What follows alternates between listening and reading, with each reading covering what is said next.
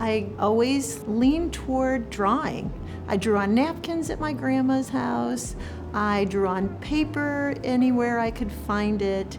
So I like to do a little bit of sketches. And so I kind of got that bug of, I want to keep drawing. I loved drawing, but I'm also a technical drawer. I liked doing housing. I like to do plans. I like to draw anything that was architectural.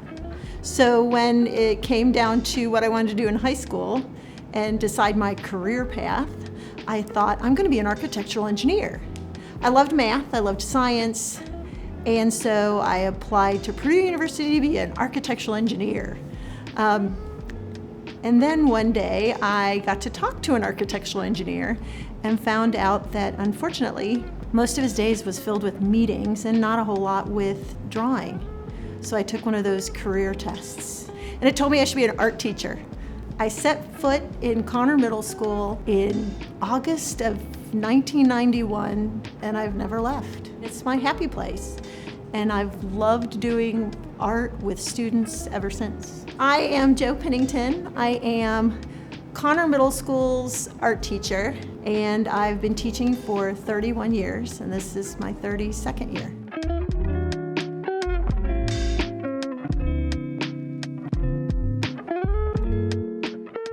Some kids know from the beginning that they're artistic. They always love to draw, they see things artistically, they always have a colored pencil or a marker or a pen or a crayon in their hand to do something.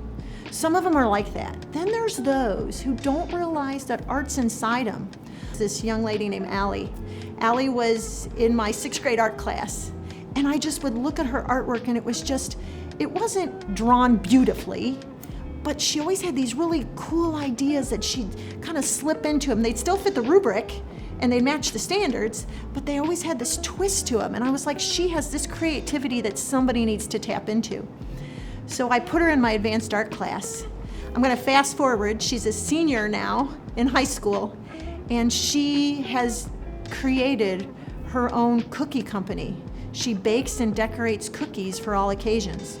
And she said numerous times, I would never have known that I could do this, except for the fact that you told me that I have this creative side I need to investigate, and I found it in cooking.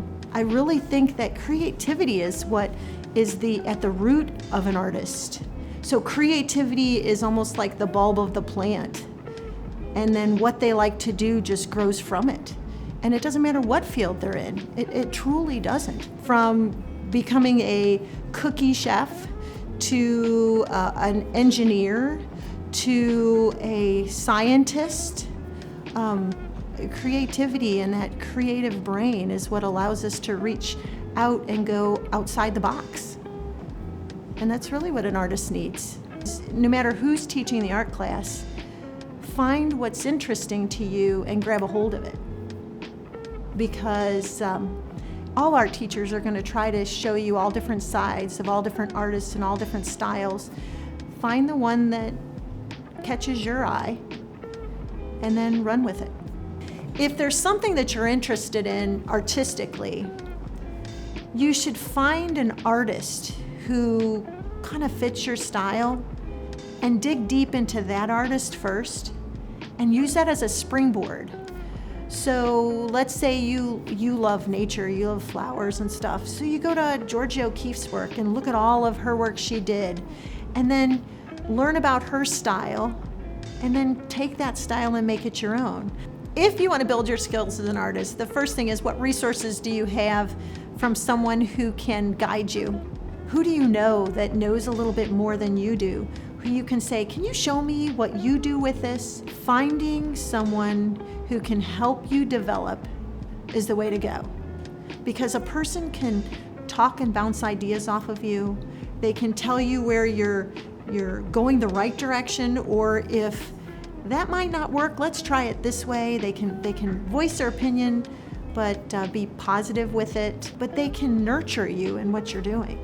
And that's what you need to find, is someone who will help nurture your desire and interest in art. Now, there's so much art that is diversified from technology, where you can be someone who works with the computer and draws on the computer and is doing these beautiful designs. You can go from the business world where you are drawing medical drawings for doctors all the way through to you could be doing personal items where you can still be doing sculpture for yourself and trying to, sell your own wares. But there's lots of jobs, whether it be that you're somebody who's technological, whether you're somebody who is mechanical about their drawing, whether you're one of those free forms that just draws what your spirit leads you, you can go everywhere. There is not a career that doesn't have some hook that deals with art. So you just bring it to any career, really, nowadays. I'm an artist. You can be too. Here's a little project to spark your creativity. All right, today we are going to be designing and creating a Chihuly-like chandelier. Chihuly is a glass artist who, in modern times, has created many pieces that work with color and light. The chandeliers that we're going to create today are gonna basically focus on the idea of light passing through and curling around color.